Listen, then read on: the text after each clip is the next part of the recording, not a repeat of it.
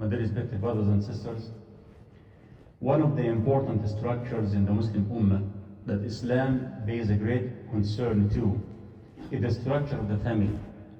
And Allah subhanahu wa ta'ala in the Quran talk about that structure and about building and starting that structure by the marriage. And Allah considers marriage as a very strong covenant, as the Quran explained it. And Rasulullah sallallahu alayhi wa sallam taught the Ummah many things we can do to keep this structure and to keep it strong. And in Islam pays a great concern for the strength of the structure and to keep the connection within the structure very strong.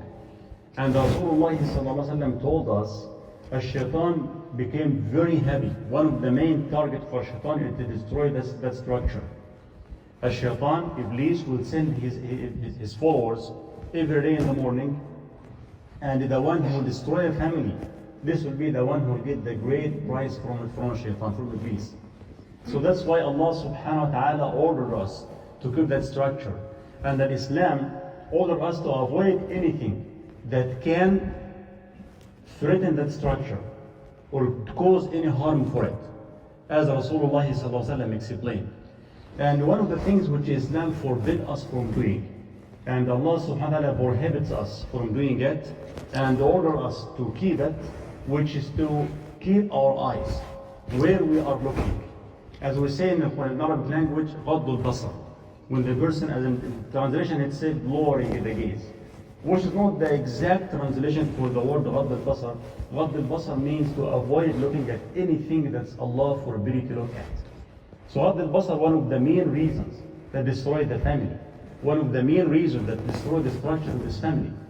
And as I said before, and I explained this before, Ibn Muflih alayhi rahmatullah, he said a very important statement. Because you see that everyone, usually, and before the person gets married, in the time of engagement, for example, everybody, the husband or the man, look at his future wife as the best one in the world. Nobody like her. And she look at him as the best one too. After marriage, it's a few months, maybe a year or two if you are very optimistic, everything will change. And the person will start to look in different direction, and she also start to look in different directions. And this brings the family to collapse. They live together just because of the contract between them or because of the children. There is no connection amongst them. Why is this? One of the main reasons is al-basar. Al-basar, the vision, where the person is looking. Because when the person, usually you look at something you don't own with a different perspective. And you can imagine, because everyone, whether you are old or young, kid or adult, everybody has some child inside him. Everybody has some child inside him. Look at our children, for example. They can ask you for something and say, just to bring it to me, and we give me this and we'll ask for anything else. You bring it, something else again, just this, nothing else, you bring it. And they keep bringing things after things. It could be the same thing. Like video games, for example, how many video games at each house? It's the same thing, but one after another, version after version. Because the kids keeps asking, that the person does not feel satisfied, always needs more.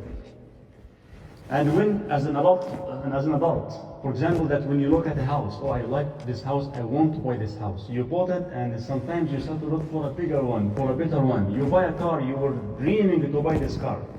And after some time, when you own the car, you drive it for a while, that you get bored of it and you want to get another one. This is the nature of human being. The eyes is a problem. The vision is a problem. Ibn Muflih rahimahullah, he said what? He said, العين ترى ما لا تملك على غير أصله فإذا ملكته رأته على أصله. He said the eyes always look at anything that you don't own in a complete different perspective. Once you own it, you will see the reality of it. The reality appear.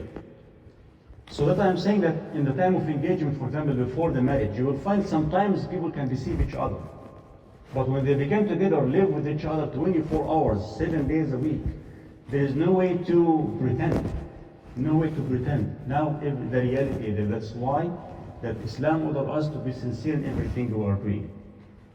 So when the person starts to look and does not control his or her, this for both, husband and wife, look at his or her, does not control his or her eyes, and look at al-haram, look at the men, look at women, and women look at men, that can produce this kind of lack of emotion, lack of feeling between the husband and wife, and it create this bored feeling between them.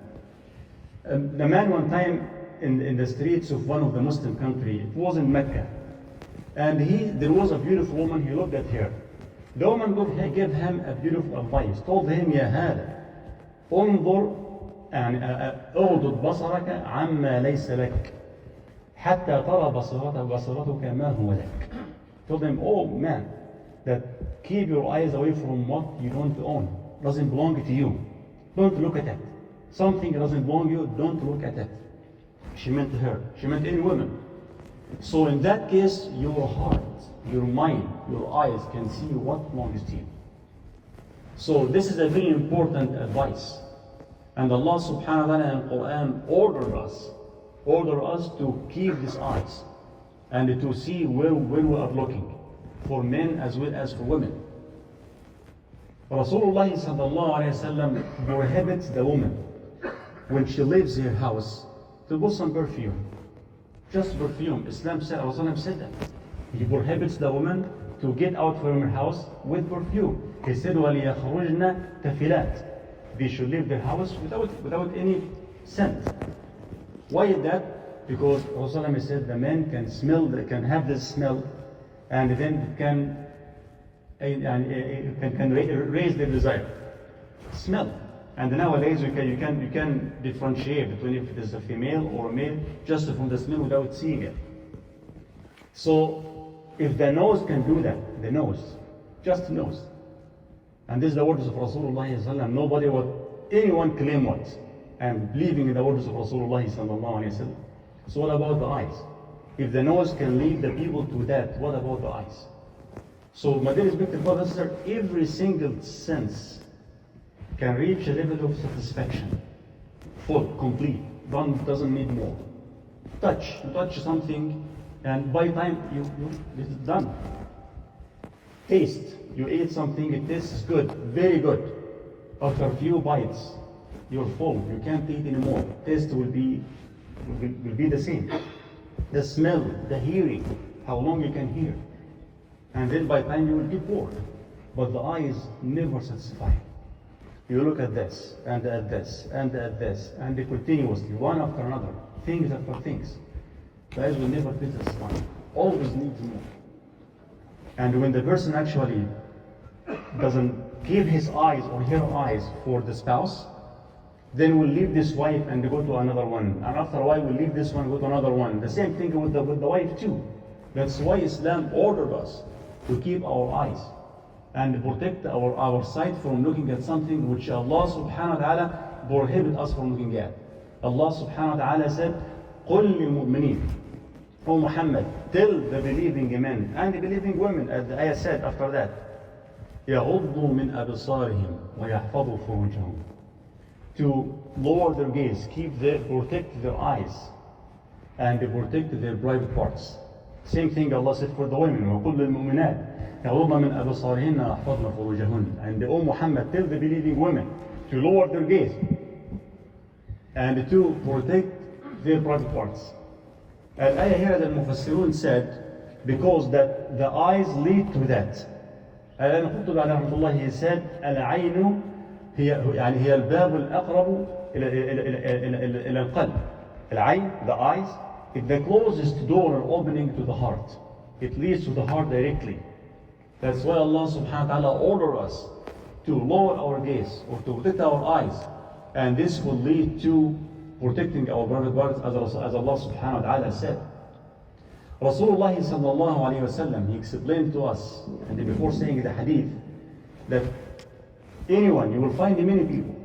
Sometimes you can find the wife is doing everything to please the husband, does not disobey him, doing everything to please him, but he still does not like her. Same thing you can find the vice versa from the wife too.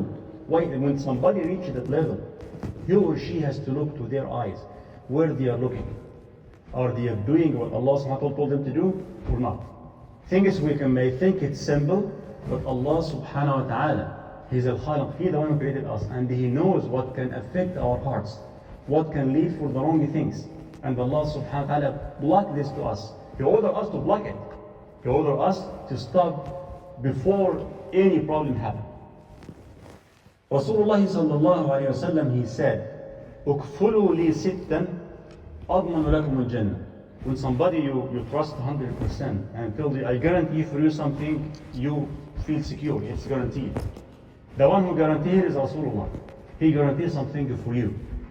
Provided that you guarantee 6 things. You do 6 things, he said, I guarantee for you al-Jannah sallallahu alayhi wa sallam. What are those 6 things? 6 things you need to do. And we have a guarantee from Rasulullah sallallahu alayhi wa sallam with al-Jannah. The first one, he says sallallahu alayhi wa sallam, إِذَا حَدَّثَ أَحَدُكُمْ فَلَا يَكْذِبْ. When someone of you speaks, don't lie. This is the first thing. Avoid al-kadhib. Avoid lying. This is the command of Rasulullah sallallahu alayhi wa sallam and the command of Allah subhanahu wa ta'ala. When someone of you speaks, don't lie. This is the first one. وَإِذَا وَعَدَ فَلَا يُخْلِفْ. And when he or she give a promise, never break the promise. This is the second thing to do. So you have to do the 6. Not 1 and avoid the rest, or 5 and skip 1. 6. He said, guarantee 6 things, I guarantee al-Jannah for you. So the first one, avoid lying. Second one, fulfill the promise. وَإِذَا اؤْتُمِنَ فَلَا يَخُونَ. And when somebody entrusted you with something, don't betray this trust. Keep this trust. Somebody entrusted you with anything, that keep this trust and fulfill it back. As Rasulullah said. And he said, وَغُضُّوا أَبْصَارَكُمْ. The fourth one. وَغُضُّوا أَبْصَارَكُمْ. Protect your eyes. Lower your gaze. Look at your vision. Where are you looking? Make sure you don't look at something Allah subhanahu wa ta'ala prohibits you to look at. For men and women. Make sure you don't look at something Allah subhanahu wa ta'ala will be angry if when you do it. And He says subhanahu wa ta'ala, وَغُضُّوا أَبْصَارَكُمْ وَاحْفَظُوا فُرُوجَكُمْ. And protect your chastity, protect your private parts from falling in haram relation. And the 6th one, he said, وَكُفُّوا أَيْدِيَكُمْ. كُفُّوا أَيْدِيَكُمْ, that means avoid harming people. 6 things. Rasulullah said, do them, I guarantee al-Jannah, I guarantee paradise for you. This is guarantee not from me, from Rasulullah sallallahu alayhi wa sallam. And of course, this is guaranteed, it's guaranteed. وَمَا يَنْطِقُ عَنِ الْهَوَىٰ. He doesn't speak from his own sallallahu alayhi wa sallam. Everything he said, wahy from Allah subhanahu wa ta'ala. So 6 things to do. One of them is the topic today, غُضُّوا أَبْصَارَكُمْ. غُضُّوا أَبْصَارَكُمْ. Protect your eyes. Be careful where you are looking. Be careful not to look at something Allah subhanahu wa ta'ala prohibits you to look at. And as I said, my respected brothers, it's just will be a series. Once the person left the rein to his eye, he or she will never be able to limit that. Will never be able to limit. The only thing can make the person to limit that, khawfullah subhanahu wa ta'ala. Not because you are afraid your wife will see you or your husband will see you. No. Because you know Allah sees subhanahu wa ta'ala. If this feeling is not there, if this consciousness is not there, nothing will stop the person from looking at haram things, right and left. So this is the words of Rasulullah sallallahu alayhi wa sallam. And there is hadith daif, but the meaning is strong because there is other hadith confirming that, or the meaning of other hadith confirming it. When the hadith said, ما من رجل مسلم ينظر إلى محاسن امرأة ثم يغض بصره إلا أبدله الله عبادة لها حلاوة. Whenever a person look at a woman, of course it doesn't mean to look deliberately, just by chance, accidentally, and then you lower your gaze because you know Allah subhanahu wa ta'ala is watching. Allah will compensate you with what? Will compensate the person with ibadah. He or she will find the sweetness of this ibadah in their heart. We always complain that I pray, I don't feel anything. I read Quran, I don't feel anything. I fast, I don't feel any change. What's wrong? The wrong isn't me. The mistake is inside me, something wrong in me, I need to fix it. Because there is a barrier in between this heart and the ibadah I'm doing. I'm doing the ibadah just apparently I'm doing its actions, movements, but it doesn't reach the heart. Because there is barrier. And one of the biggest barrier is al-ma'asi, disobedience of Allah subhanahu wa ta'ala. ما ده respected brothers and sisters, لا نعمة في العين، نعمة في البصر. As you know, Allah subhanahu wa ta'ala gave us so many ni'am. And this ni'am, to be grateful to Allah, you need to be grateful for this ni'am. As a good person, if anyone give you did a favor to you, you try to be grateful for the person, try to return back this favor, or do something as a return for this favor. This for a person who have good manners. But if the person is wicked, it doesn't matter. And look about a Muslim now. Allah subhanahu wa ta'ala will give us ni'am. We appreciate this ni'am and we need to be grateful to Allah subhanahu wa ta'ala. الشكر لله سبحانه وتعالى, not only by saying Alhamdulillah, this is part of it. The tongue has to say it, the heart has to admit this ni'mah, and our senses, our actions, our behavior should reflect this ni'mah too. Allah subhanahu wa ta'ala called this ni'mah, the ni'mah of the eyes, He called them al-habibatayn. The eyes, Allah called them al-habibatayn, the two most beloved things to the person. Allah called them that. Hadith Qudsi, Allah subhanahu wa ta'ala said, إِذَا ابْتَلَيْتُ عَبْدِي بِحَبِيبَتَيْهِ ثُمَّ صَبَرْ فَلَهُ الْجَنَّةُ. If I give a test to my servant by taking his beloved two things, not the children, not the parent, but the hadith here referred to the eyes. Allah makes someone blind, and he or she became patient, Allah said, I will give them al-Jannah. Directly. Hadith Qudsi from Allah subhanahu wa ta'ala. If I test my servant by taking his two beloved things, which are the eyes, I give him, and he became patient, he or she, I'll give those people al-Jannah. So Allah called them al-habibatayn, because there is it's a great ni'mah. Imagine you are in darkness. If you are in a place and the light went out, became dark, it would be terrible. Some people live in this darkness all their life. So Allah subhanahu wa ta'ala called them al-habibatayn. And this ni'am, when we protect it, when we use it as Allah subhanahu wa ta'ala wanted us and ordered us to use them, Allah will make it last with us subhanahu wa ta'ala. But when the person became ungrateful to Allah's ni'mah, Allah sooner or later may take this ni'mah from the person. Al-Muhib al-Tabari, alayhi rahmatullah, a man about 80 years old. He was a great scholar from Al-Tabi'een. One time he was with a group of his students in a little boat or in a ship.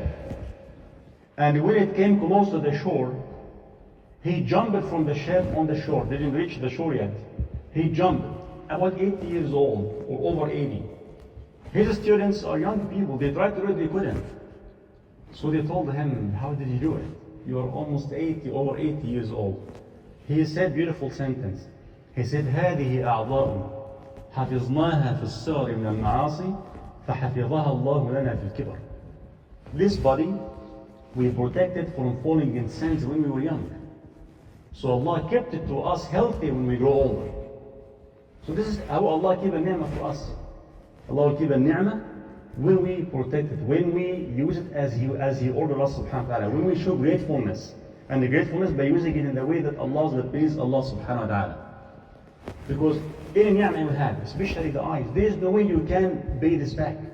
There is no way you can show complete gratefulness for Allah subhanahu wa ta'ala. There is no way you can make the complete shukr for this ni'mah. You know the story of the man who worshipped Allah subhanahu wa ta'ala for 500 years. And Allah subhanahu wa ta'ala made the circumstances available for him, easy for him to worship Him for 500 years. The man was living in island.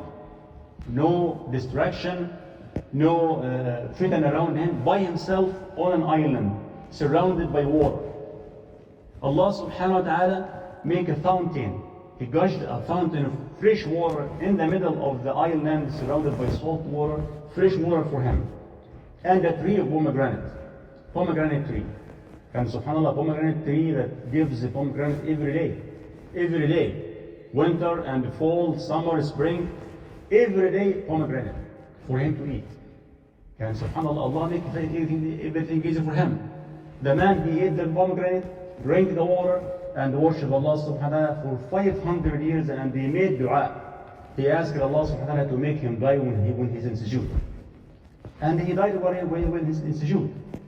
And when time of al-hisab came, the man Allah subhanahu wa ta'ala said, take my servant to Al-Jannah with my mercy.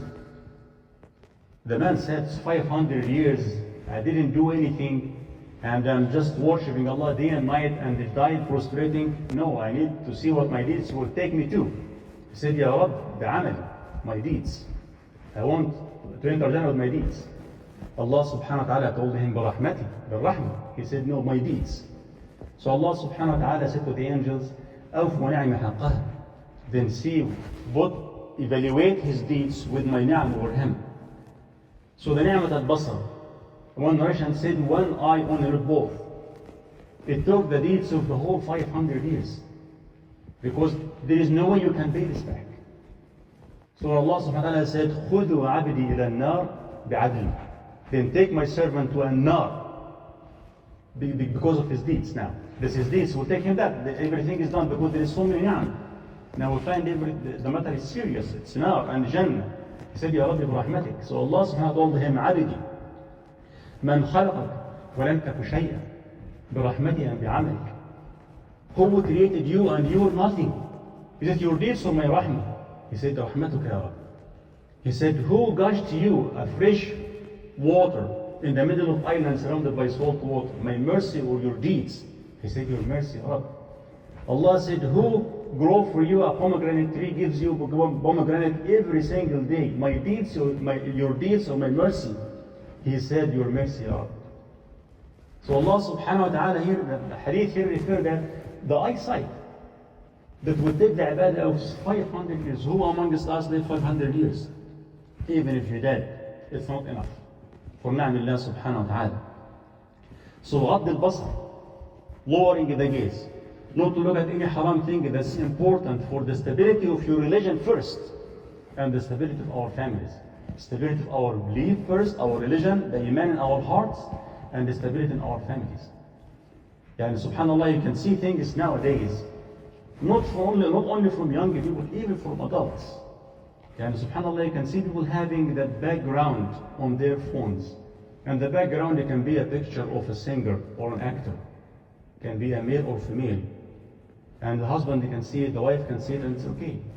And subhanAllah, this is very silly way of thinking. Some people can make the profile for their social media as a picture of any one of those, what they call it, celebrity. And this is every time he look at his phone, there is no غض بصر. Where is lowering the gaze? Now it's in your hand every single day, multiple times. And this is the person doing the same every single moment. But there is better because Allah subhanahu wa ta'ala ordered us with this, and everything Allah ordered us to do, it's for a hikmah and for a reason, it's for our benefit. And everything Allah prohibited us from doing it, it's also for a reason, for hikmah and for benefit. And Allah subhanahu wa ta'ala warned us in the Quran that this body, my own body, will be given the chance in the day of judgment to witness, to speak. Every single part of our body, the skin, the eyes, the stomach, the legs, the ears, everything, the mouth, everything will speak. So anyone who hides himself in this dunya, or anyone doing something wrong in this dunya and nobody sees him, we have to be aware that we have shuhud with us. We have witnesses. Those witnesses, we can't run away from them. These witnesses are humans like us, maybe we can hide us from them. We have witnesses, our own bodies, we can't run away from that. We have witnesses, the angels. We have witnesses, the earth. We have witnesses, all animated, unanimated things around us. And above all them, Allah subhanahu wa ta'ala is witnessing. Allah subhanahu wa ta'ala said, يوم تشهد عليهم ألسنتهم وأيديهم وأرجلهم بما كانوا يعملون. Remember the day when their tongues, their hands, and their legs will witness with everything they used to do. Everything, because our body sees everything. Nothing is hidden from our body. Allah said, بما كانوا يعملون. The day that their hands, their skin, their hands and their legs, everything witness was what they used to do. Allah said, what? يومئذ يوفيهم الله دينهم بالحق. Wallahi, it's a scary ayah. يومئذ يوفيهم الله دينهم بالحق ويعلمون أن الله هو الحق المبين. That day, when their body will witness, Allah will give them their recompense in full. Wallahi, it's make the body shiver. Allah will give them their recompense in full. And they will know in that day, if they don't know in this dunya, they will know Allah is the manifest truth. The one you really care about Him subhanahu wa ta'ala, Allah, that day you will realize, and you will remember, and you will know for sure, Allah is the clear and the manifest truth subhanahu wa ta'ala. So my dear brothers and sisters, we have to look at our eyes. Protect these eyes. That keep it from looking at al-haram. Any haram things, whether it is in front of you, whether it is in the market, whether it is in the phone, on a TV, anywhere. That because Allah subhanahu wa ta'ala knows and He sees everything. And these eyes, which we use it, if some people use it in the wrong way, in the day of judgment, the mouth will become mute. And the eye will speak. As Rasulullah sallallahu alaihi wasallam said, the eyes will speak, the ears will speak, the hands will speak, the legs will speak, the skin will speak, everything will speak in the day of judgment. And the person looking at all his body when he speaks. And subhanallah, when you think about this hadith and this ayat, yani the person's own body feeling upset of the person himself. Once the body gets the chance to speak, will speak with everything. Everything. Won't hide anything. Everything it will say.